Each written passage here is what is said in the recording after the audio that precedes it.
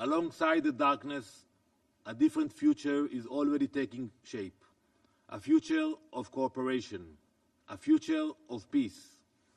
That vision was laid out in the Abraham Accords, and Israel remains committed to expanding that circle of partnership and normalization. Across the region, nations are choosing a path not defined by old hatred, but by shared interest and common hope. That path is open to all who seek it.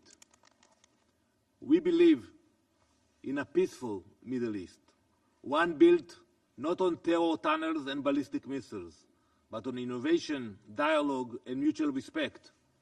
We will continue working with all those who share that belief and wish to see a brighter future.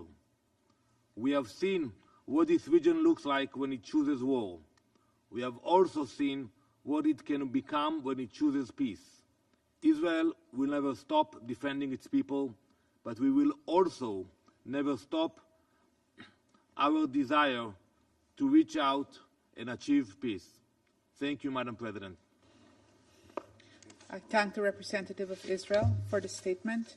There are no more names inscribed on the list of speakers. I now invite council members to informal consultations.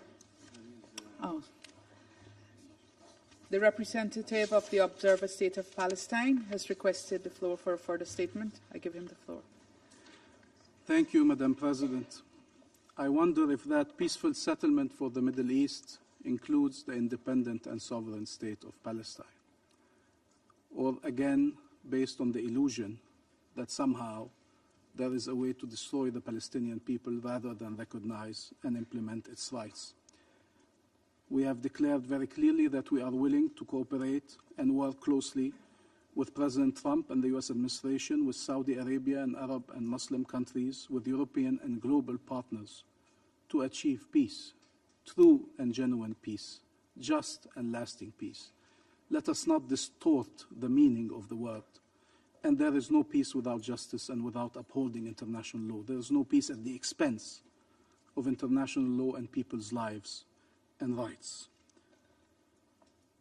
It is true there was a complete blockade over humanitarian aid and starvation used as a weapon of war, and now there is aid being distributed. And the question is, how can you complain? We can complain because while the first one was unacceptable, inhumane, and unbearable, and that was an official decision of the Israeli government to block that humanitarian aid for so long and to create the conditions of famine in Gaza, it doesn't mean that anything else is also acceptable. Should we not believe our eyes? Is there anyone here who's not seeing the images of thousands of people trying to get aid and getting shot at, of people being killed every day? It's not a conspiracy or an imaginary narrative. These are images that we see every day. And we've called several times to allow international journalists in and to allow investigation missions in, international investigation mission in, to tell us what is happening if we are to believe that everything we're seeing is not true.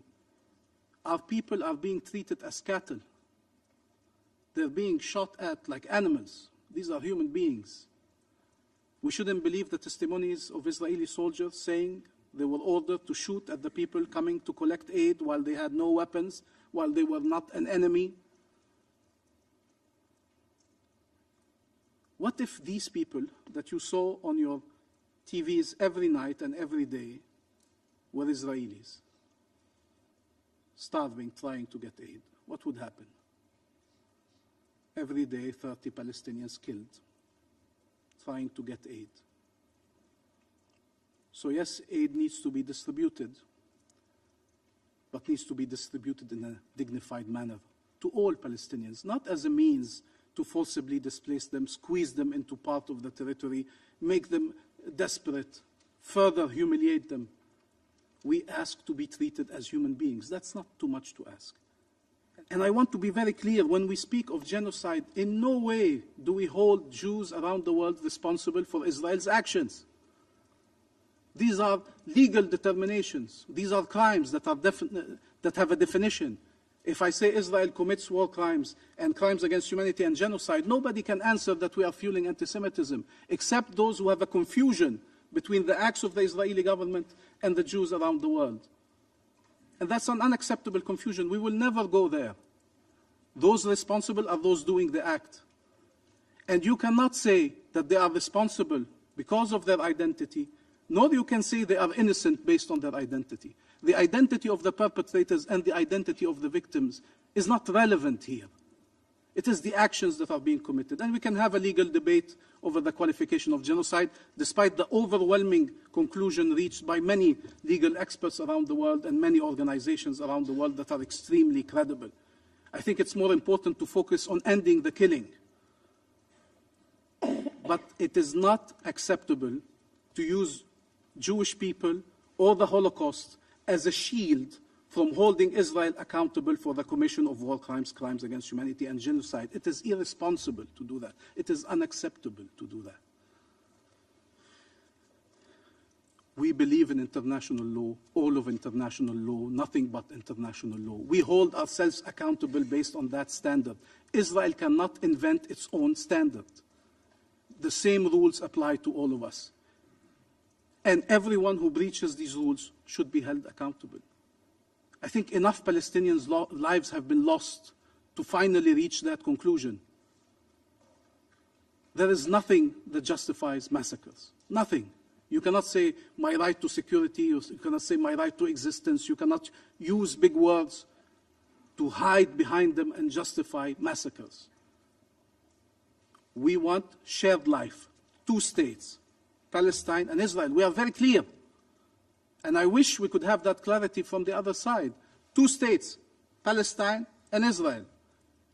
Israel has been a member of the United Nations for 75 years now. We are still waiting for our turn. And how can we explain that we are still waiting for our turn?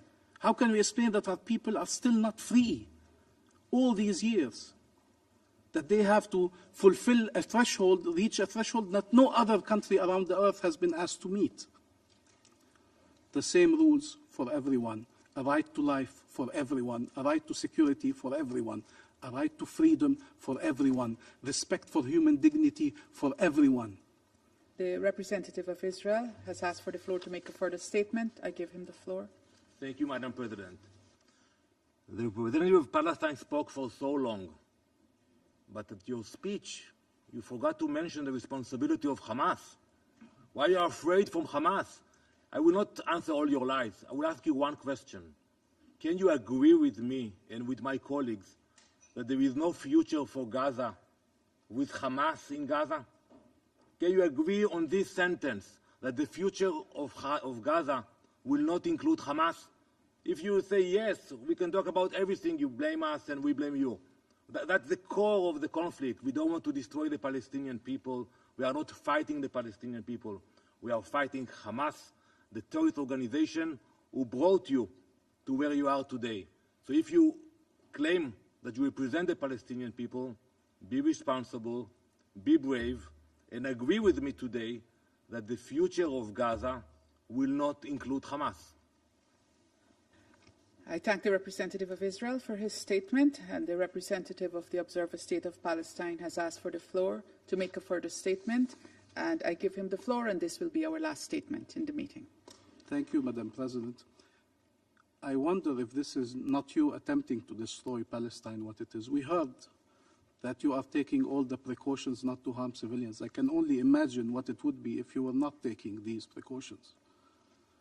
You've asked, it so happens we're not in an Israeli interrogation or an Israeli jail. I have said, but you have decided not to hear, and I'm sorry, Madam President, to address the person directly since the representative of Israel addressed me. We have said that we do not accept and reject all attacks against civilians.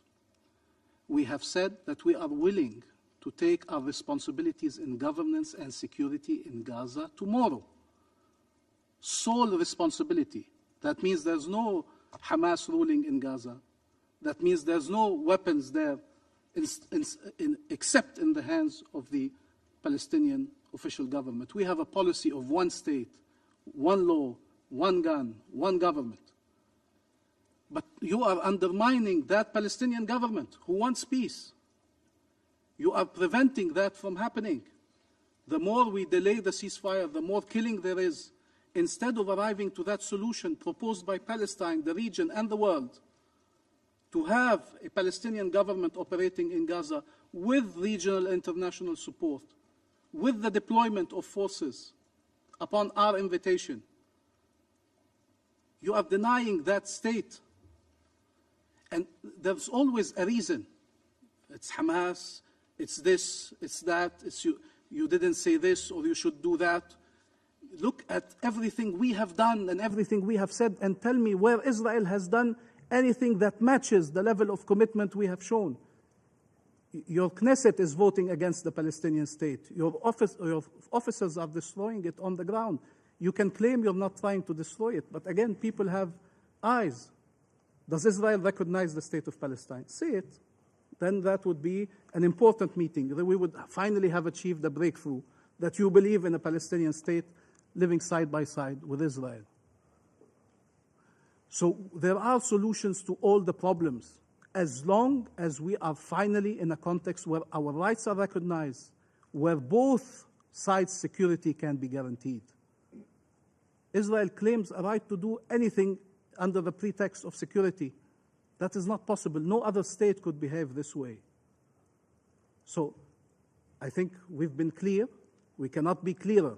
There is a solution today, but nothing justifies what you have done in Gaza. Nothing justifies what you have done in Gaza. If we had tried to justify the killing of Israeli civilians, nobody in the world would have accepted it, under any reason and under any claim or any right.